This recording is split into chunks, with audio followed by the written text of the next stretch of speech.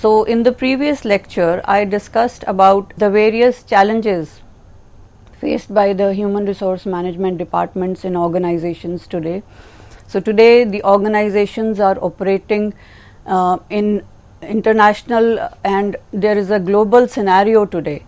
So they are operating in international boundaries. They are managing people across different cultures, people from different cultural backgrounds. So all these globalized factors are influencing or impacting the human resource management.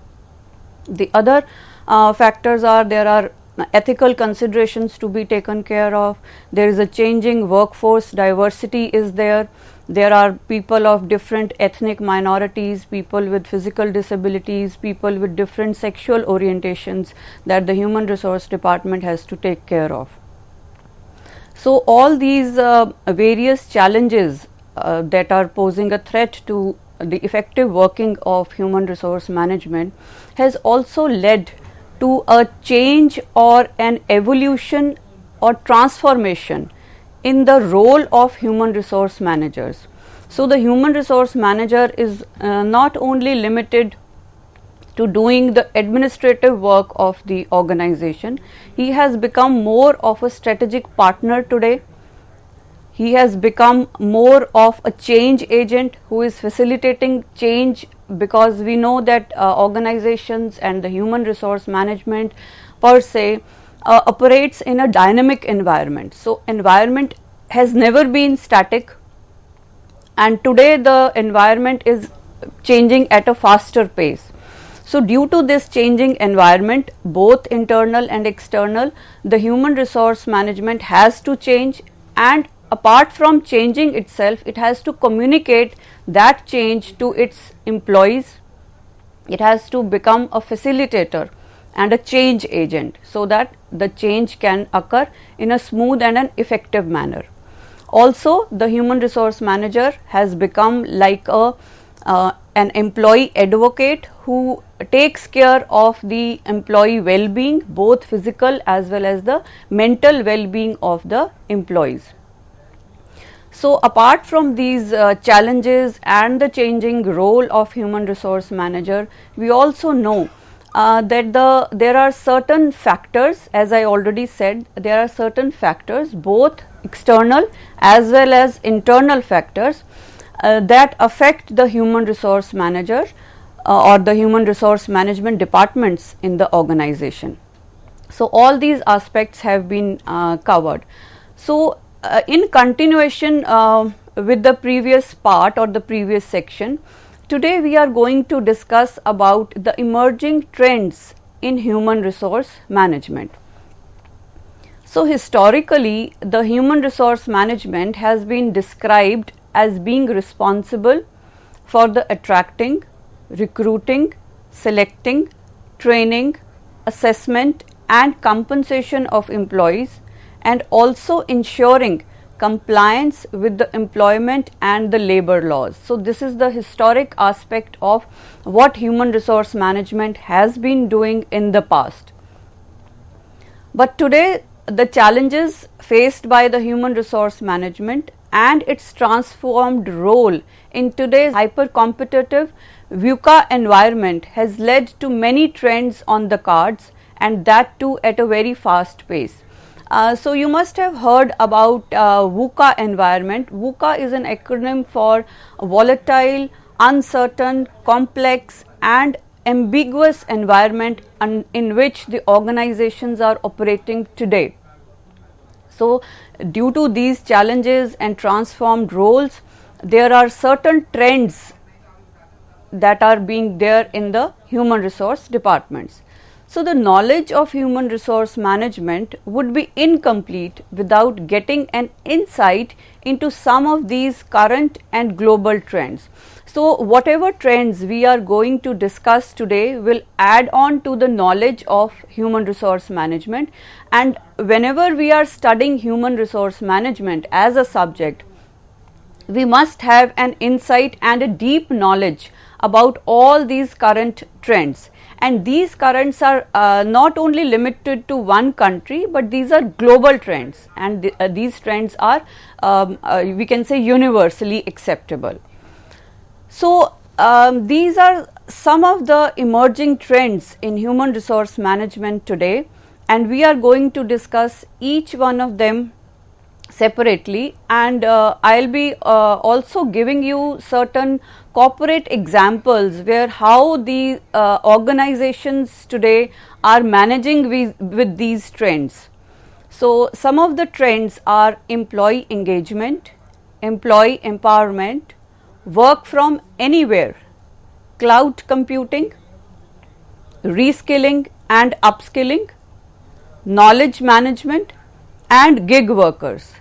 Now you might get confused at some point of time, because some of these emerging trends can also be covered under the emerging challenges or contemporary challenges in the human resource management. For example, employee engagement is not only a current trend but also a challenge whereby the organizations are under the stress to engage their employees. Similarly, employee empowerment is a current trend as well as a challenge for the organizations to empower their employees. So you might see certain overlaps when we talk of these trends and the challenges that we learnt in the previous section. So these are trends as well as challenges, but what my point of view is that we must understand these concepts, be it in the context of a challenge or be it in the context of a emerging trends. So let's get started. So the first trend that I am going to talk of today is employee engagement. So the term employee engagement was coined by William A. Kahan, who has done one of the pioneer studies in engagement, and Kahan defined employee engagement in 1990. So you can see that this concept is an evolving and a nascent, we can say, a trend. So he defined employee engagement as the harnessing of organization members' selves to their work roles, and in engagement people employ and express themselves physically, cognitively and emotionally during role performances. So engagement lays great emphasis on the emotional and the cognitive aspect of an individual while performing his roles or while performing the tasks or duties of the job. So this is a new concept, and according to Kahan, engagement means to be psychologically as well as physically present while occupying and performing certain organizational roles. So for example, an employee comes to an organization, so he is physically present there, he is working from 9 till 5 in the evening. So he is physically present in the organization performing his duty or performing certain organizational roles. But would you say him to be an engaged employee? Maybe not, because he is not psychologically involved in whatever he is doing. So engagement lays emphasis on the psychological involvement, be it passion, be it your enthusiasm while working. So you don't have to be physically present in your job, you have to be psychologically present as well. So psychological presence and the emphasis on your enthusiasm, on your energy levels while performing a duty or a job is very important, and that is the key behind employee engagement. Now there has been great research on the difference between employee engagement and job satisfaction. Some felt that employee engagement is just another name of job satisfaction, so it is an old wine in the new bottle. But then further research stated that there is some overlap somehow in the drivers of engagement and satisfaction, but there are also key differences in the components that determine each engagement as well as satisfaction. So whenever we are studying employee engagement, we also must understand that how it is different from job satisfaction, because the earlier researchers felt that employee engagement is nothing but job satisfaction, or it may be considered as an extension of satisfaction, but it is not so. Today organizations are understanding that they had been committing this error, this mistake of considering their employees to be engaged while they were just satisfied. Now let us basically understand that how engagement is different from satisfaction. So some experts define engagement in terms of employees' feelings and behavior. They are enthusiastic and have a sense of urgency. So engaged behavior is persistent, is proactive. So we are not talking of reactive behaviors, we are talking of proactive. Proactive means that we are in advance, we are thinking of the actions that are to be taken in the future. So we don't wait for an event to occur and then we plan of doing whatever, or we plan of taking any action, but engaged behavior, engaged employee is proactive and they are adaptive in ways that expand the job roles as necessary.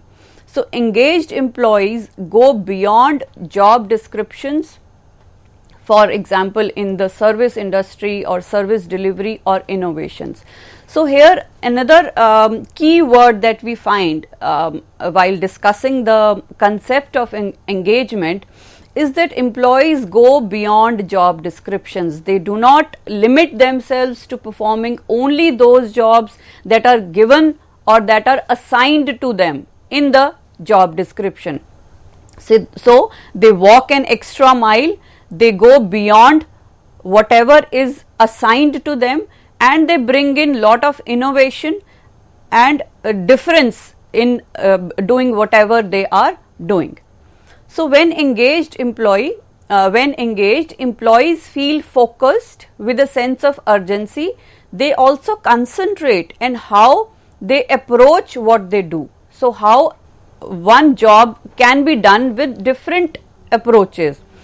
But the satisfied employees in contrast feels pleasant, content and gratified.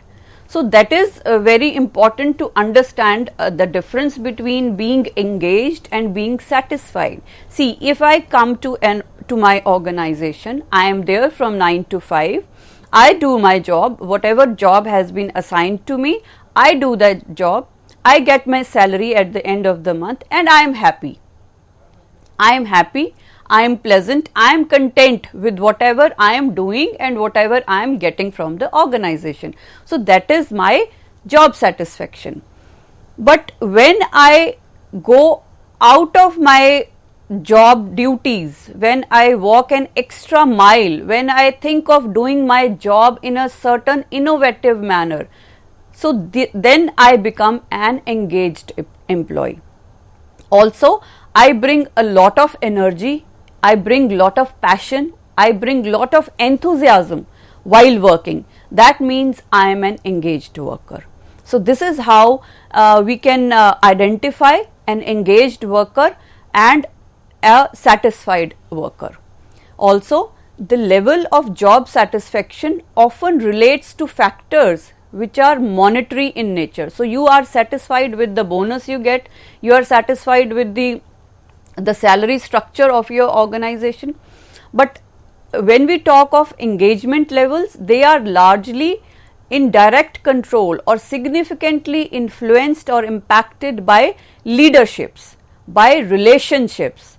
So when we talk of factors that affect satisfaction and factors that affect engagement, so we find that there is some factors might be the same, but majority of the factors would be different.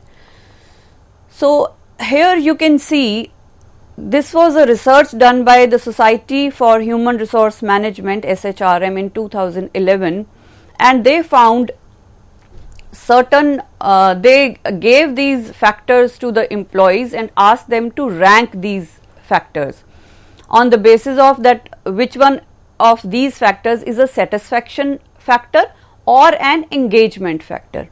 Now just look at this table and you can see that the first engagement rank was given to work itself. So the kind of work that is being given to me, how much monotonous it is, or on the contrary how much challenging that job is, how much challenging that work is. So that is the engagement factor.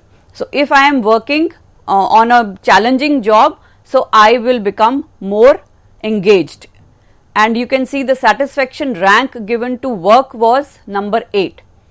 And also you can see the relationships with co-workers factor, and this factor was given an engagement rank of 2, whereas it was not ranked, the NR means not ranked for satisfaction.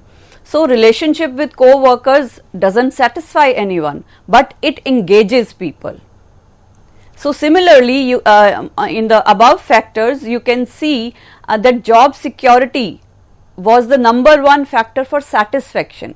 So people are satisfied when they have a secured job, but job security doesn't imply that an employee is engaged also. Similarly, you can see that organization's financial stability is number 3 for satisfaction. So you are satisfied when you work for an organization that is financially stable, but it doesn't engage the worker. So you can see there is a drastic difference in the factors that engage a person and that satisfy a person. So when engaged, employees bring in enthusiasm, passion, commitment, loyalty and innovation at work. So an organization having such employees will undoubtedly withstand difficult times, environmental changes, both internal and external, to become resilient, adaptive and sustainable, thus becoming more effective. So whenever an organization has engaged employees, it will definitely be beneficial for both the employees, because it improves employees' morale, it improves employees' performances, it improves their performance levels, and directly it is associated with an organization becoming more productive, more profitable, as well as an innovative organization. So focus on employee engagement, it began from a Deloitte report in 2015, the annual Deloitte report, the name of which is the Global Human Capital Trends 2015, the New World of Work. And this is a very interesting report to study. Now this report explicitly pointed that it is for the first time that a softer issue, now engagement is being referred to as softer issue, such as engagement, has emerged as top challenges for HR leaders across 106 countries. So Deloitte has been carrying out a number of surveys. So this is a very crucial and a very important report. You must go through this report also. So HR leaders across 106 countries felt that the contemporary challenge of today's organizations is that we are able to retain the employees, but we are unable to engage them in the right spirit. So earlier retention or acquiring talent was a challenge, but now what is happening is that an employee is retained. He is not leaving or he is not quitting the job, but he is not engaged. He is not putting in passion, he is not putting in his commitment and loyalty for the organization or for the job he is doing. So they are retained, but they are not engaged. Now that is the biggest problem for organizations, because if you have retained employees who are not putting in passion, so ultimately their performances would drop down. So it is very important to engage employees in the right spirits. So here I would like to quote Jack Welch, the former CEO of General Electric. He says that 3 measurements that tell you nearly everything you need to know about your organization's overall performance is: number 1, the employee engagement; number 2, the customer satisfaction; and number 3, the cash flows. Now you can see the priority of the words chosen by Jack Welch, and he has kept employee engagement before customer satisfaction and cash flows. So that gives the emphasis, that lays the emphasis on how important engaging employees today is, because if employees are engaged, customer satisfaction and cash flows will automatically come. So he further states that it goes without saying that no company can win over the long run without energized employees who believe in the mission and understands how to achieve it. So we need energized employees, not just satisfied employees who are just happy doing their jobs, happy getting their paychecks, but we need energized, engaged employees. Now, why is engaging employees so critical? Why are we discussing engagement as a trend? It is because today there is an altered source of motivation. So focus today is on meaningful work, purpose, mission, work-life integration. So employees are motivated by work passion than by career ambition. So we have more millennial workers, we have more female workers, and they want meaningful work. They do not want to be associated with routine, mundane tasks. They want purpose in life associated with their jobs. So second point is that a transformation of employee-employer relationship. So today the proclivity of the employee-employer relationship is more on the employee. So it is more in favor of employees who are considered to be the first customers of an organization, thereby laying emphasis not only on satisfying employees but also on engaging employees in great spirit. Then there is pervasive internet technology today, and the world of work has changed drastically, and jobs, you must have seen this in the past 1 year, that jobs have moved from office cabins to bedrooms. So employees are constantly connected to their work. So if they are not engaged properly, they can't perform properly, and ultimately the organization is going to suffer. So due to this constant, or we can say a 24/7 connect with the employee and the job, we must have engaged workforce. Also there is a change in the workforce dynamics, and this changing workforce demographics with more millennials, more educated workers, more women workers, and these demands are different. They demand more flexibility yet meaningful work. So if they are unable to find their job challenging enough, they are quick to change. So we have to retain them, we have to try to engage them so that they can perform in a better and in a better manner. They can become more innovative and more understanding. So thus, to stay competent and sustainable in this volatile scenario, the organizations have to understand their employees' needs, form strategies to engage them, ensure timely implementation of these strategies.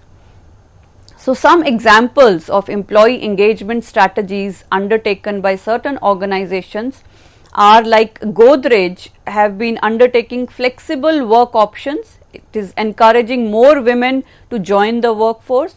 Then there are fun initiatives for the employees, birthday celebrations, family get-togethers, festive dress codes, then there are online quizzes, movie outings. So you can see there's nothing monetary in these strategies. Then there is a wall of fame to announce the employee of the quarter or the month. Similarly, the Marriott Group of Hotel, it celebrates employees' birthdays and anniversaries by allowing them free meals for the family and friends, and even a stay experience for their employees.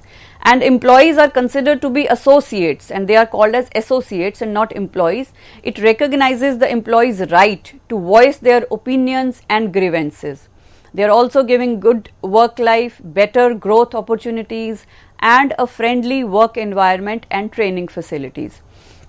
So, in the present section, or in this present part, we have discussed about employee engagement as a recent or a current trend in the field of human resource management, that how by engaging employees, not satisfying them, but by engaging them, we can bring in their passion, their enthusiasm to work, and it is beneficial for both the organization as well as the employee himself. So, we will continue with the other trends in the next section.